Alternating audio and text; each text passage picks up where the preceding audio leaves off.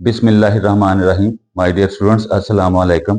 मैं उम्मीद करता हूँ आप सब खैरियत से होंगे और मेहनत कर रहे होंगे। तो डियर स्टूडेंट्स, हम ऑब्जेक्टिव पोर्शन में जो सबसे लास्ट सेक्शन है जो कि ग्रामर बेस्ड है उसको हम हल कर रहे हैं ताकि हम 5 नंबर जो है आराम से विन कर पाएं। तो आइए बोर्ड की तरफ चलते हैं और देखते हैं कि वो 5 जुमले कौन से हैं और उनमें कौन कौन सा राइट ऑप्शन मौजूद है और ये कैसे 5 नंबर हम विन करेंगे। तो आइए बोर्ड की तरफ चलते हैं। तो पहला फिक्र मैं पढ़ने लगा हूँ। तो पहला फिक्र है keep the balls in that basket. तो ये फिक्र है, तो अंडरलाइन लफ्ज है बॉल्स। तो बॉल्स को पूछा गया है कि ये एब्स्ट्रैक्ट नाउन है, कलेक्टिव नाउन है, कॉमन नाउन है या प्रॉपर नाउन है। एब्स्ट्रैक्ट नाउन आपको पता है कि वो चीज होती है जो आंखों से नजर नहीं आती या जिसको हम हाथ से छू नहीं सकते, तो ये एब्स्ट्रैक्ट नहीं है। बॉल्स जो है वो गेंद होता है, बॉल्स होता है, वो हमें नजर भी आता है, हम उसको छू भी सकते हैं। कलेक्टिव इसलिए नहीं है क्योंकि ये कलेक्टिव चीज है कभी भी जमा नहीं होती, वो ग्रुप नाउन या कलेक्टिव नाउन होता है, वो वाहद होता है। तो आगे आ जाता है कॉमन। तो कॉमन नाउन जो है वो आम चीज, शख्स या जगह के नाम को कहते हैं। तो ये आम चीज, बॉल जो है आम चीज है, ये बेशुमार होते हैं, प्रॉपर खास चीज होती है। तो ये हमारा राइट ऑप्शन जो है ये सी ऑप्शन जो है हमारा राइट ऑप्शन है, keep the balls in that basket. तो ये हमारा कौन सा नाउन है? ये हमारा कॉमन नाउन है, हमारा कॉमन नाउन। ना कलेक्टिव है, ना अब्स्ट्रैक्ट है, ना प्रॉपर है, बल्कि ये कॉमन नाउन है क्योंकि बॉल्स बेशुमार होते हैं, ठीक है, और इनमें कोई भी खसूसियत पाई नहीं जाती, हर बाल एक जैसा होता है, इसलिए ये प्रॉपर हो नहीं सकता, ये जस्ट कॉमन है। तो दूसरे जुमले की तरफ चलते हैं। I am going on holiday tomorrow. मैं कल छुट्टी पर जा रहा हूं। तो ये देखिए कि आई के बाद एम है और एम के बाद मेन वर्ब है, उसके साथ हमने आईएनजी लगाया हुआ है। तो आपने मेरी टेंसेस की सीरीज पढ़ी है, उसमें प्रेजेंट कंटिन्यूअस टेंस जो है वो हमें यही बताता है कि ही, शी, इट के बाद इज आता है, आई के बाद एम आता है, यू, दे, वी जमा के बाद आर आता है, आगे फर्स्ट फॉर्म के साथ आई एन जी। तो आई के बाद एम है और गोइंग है, तो ये हमारा प्रेजेंट इंडेफिनेट नहीं है, पास्ट इंडेफिनेट नहीं है, ये हमारा प्रेजेंट कंटिन्यूअस टेंस है ये, ठीक है। पास्ट परफेक्ट हो नहीं सकता क्योंकि पास्ट में सेकंड फॉर्म आती है, इंडेफिनेट में भी, और पास्ट परफेक्ट में थर्ड फॉर्म आती है, प्रेजेंट इंडेफिनेट में फर्स्ट फॉर्म आती है, या ऐसे इसका इजाफा होता है। और सिर्फ ये प्रेजेंट कंटिन्यूअस है क्योंकि प्रेजेंट कंटिन्यूअस की शर्त ये होती है कि ही, शी, इट या वाहद नाम के बाद अमदादी फिल इज आता है, आई के बाद एम आता है, और यू, दे, वी जमा नाम के बाद आर आता है, और आगे फर्स्ट फॉर्म के साथ हम आई एन जी लगाते हैं। तो ये हमारा राइट ऑप्शन है, C option, present continuous tense है। तीसरा जुमला देखिए, the group has its meeting here.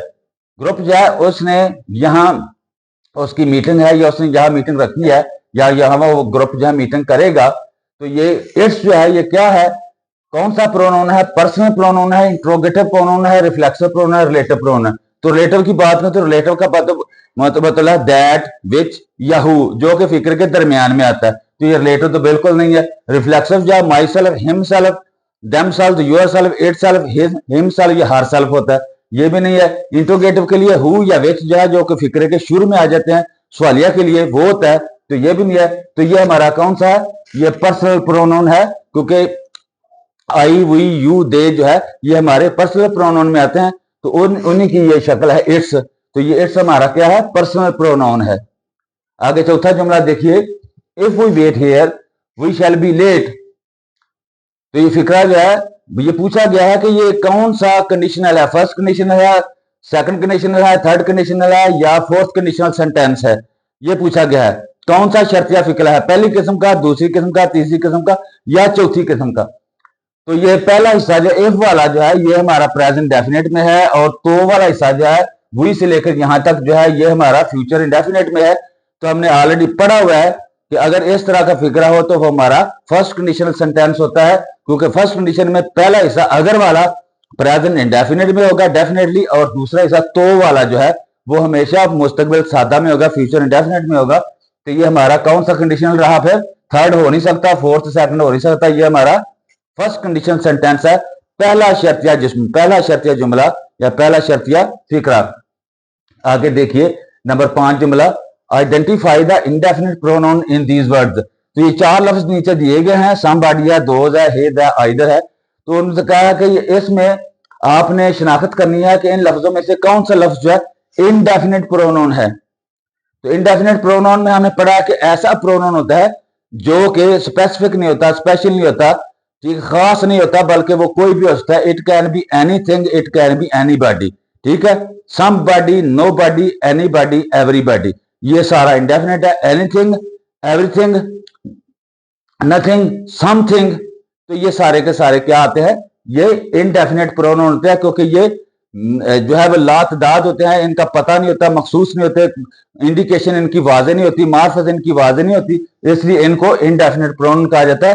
तो ये समबॉडीज है, कोई, कोई एक, समबॉडीज है कोई से मुराद है कोई एक, तो ये हमारा इनडेफिनेट प्रोनाउन क्या है, ये समबॉडीज है, ये हमारा इनडेफिनेट प्रोनाउन है, जो कि पूछा गया है कि इन लफ्जों में से इनडेफिनेट प्रोनाउन की शिनाख्त करें, तो समबॉडीज है ये हमारा इनडेफिनेट प्रोनाउन। समबॉडी हो, एनीबॉडी हो, एवरीबॉडी हो, नोबॉडी हो, या समथिंग हो, एवरीथिंग हो, एनीथिंग हो, या नथिंग हो, तो ये सारा कुछ जो है ये किस में आ जाता है, इनडेफिनेट प्रोनाउन में आ जाता है।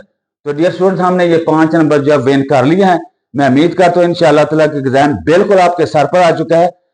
अभी भी टाइम है, आप बहुत ज्यादा मेहनत कर लीजिए, दिन को और रात को रोजाना पढ़िए, डेली पढ़िए, ताकि पहला पेपर ये आपका इंग्लिश का आ रहा है और आप ज्यादा से ज्यादा मेहनत कीजिए। और ये ऑब्जेक्टिव टाइप सबसे पहले आपके हाथ में आने वाला है, और कोशिश कीजिए कि 19 के 19 मार्क्स जो है वो आप हर हाल में विन करें। ज्यादा मेहनत कीजिए, ये आपके लिए मैं सारा कर रहा हूँ और आप इससे अच्छी तरह मुस्तफीद हो। तो मिलेंगे कल इंशाल्लाह नई वीडियो के साथ, तब तक बहुत ख्याल रखिए, मेहनत कीजिए। अल्लाह हाफिज।